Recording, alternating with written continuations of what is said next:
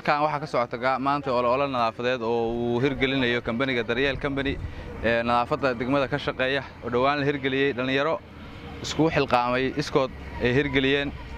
waxaan ku talagalnay maadaama ay tahay xilli roob oo roobku soo dhow yahay inaan ka nadiifino qashinka degmadeena iyo deegaankeena meelaha magaalada laga baxayo hadda waxaan ka nido ceelka agtiisa oo aan ka soo dhameynay qashinkii meeshaana waa meel waxa weey magaalada barxadeeda ah oo bilicdeeda iyo dadka soo galay indhaha soo jiidanaysa waxaan ka codsanaynaa dadweynaha iyo ganacsatada iyo deegaanka inay nagala qayb qaataan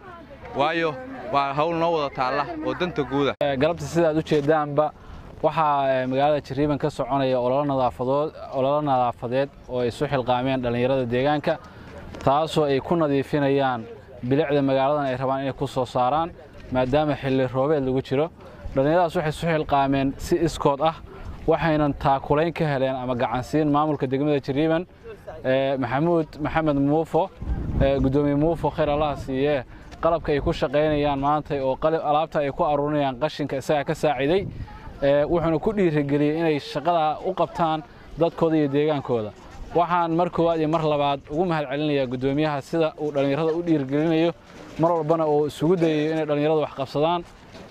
waxaana muuqata isku duubni ay muujinayaan dhalinyarada reer Jariiban iyagoo raba inay deegaankooda iyo bilicdooda aad u qurxiyaan oo wax lagu farxo waxaan leenahay sidaas si ka badan u sii wada hawlaha annaguna waa idin garab taagannahay maamulkiina waa idin taageersan yahay wax walba uu qaban karana waa idin ku saacideeyaa haddii la yiraahdo maamulka degmada Jariiban oo gudoomiye u yahay muufana waxaan leeyahay waa mahadsantii